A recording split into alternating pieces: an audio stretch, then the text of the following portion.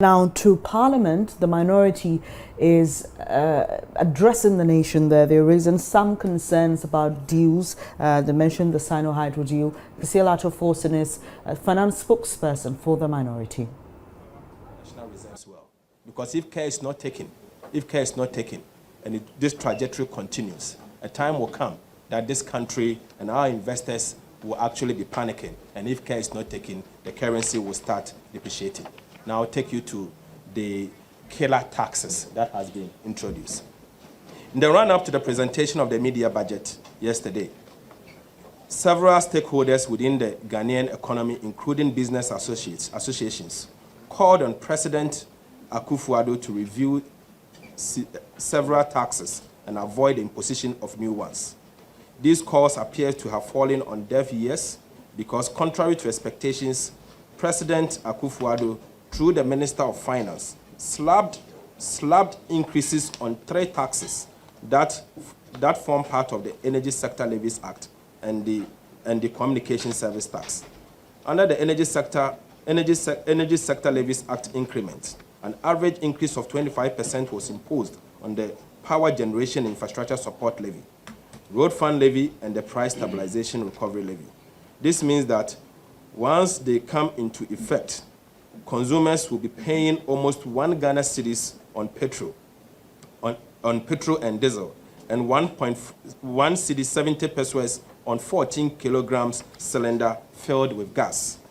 If these increases create frustration, Ghanaians wish to vent through phone calls or on social media, the media budget has made that expensive, as well as following the imposition of 50% increase in the communication service tax from 6% to 9%. These measures will send shockwaves through many households and businesses, as this will only further compound the excruciating hardships Ghanaians are already going through.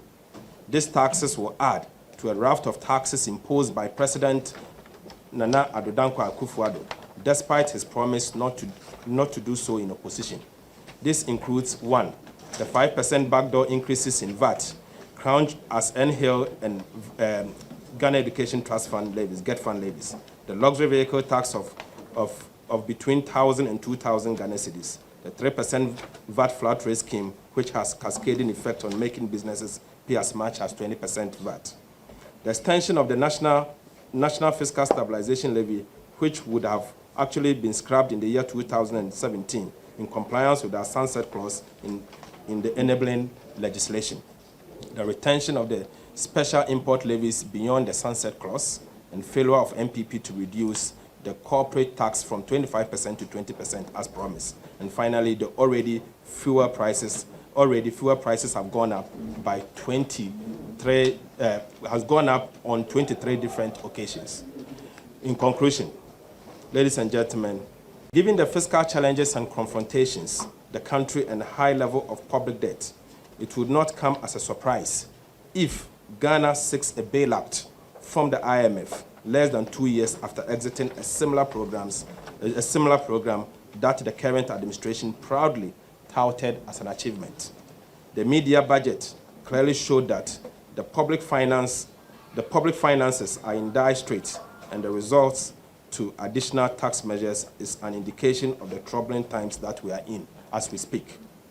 The populist policies adopted by President Akufo-Addo have come full cycle and are throwing all the gains made from the fiscal consolidation period to the coming into the office of the NPP government, into the coming of NPP government out of GA. It has become obvious that the NPP has no intention of keeping their promises to Ghanaians when it comes to borrowing and the public debt.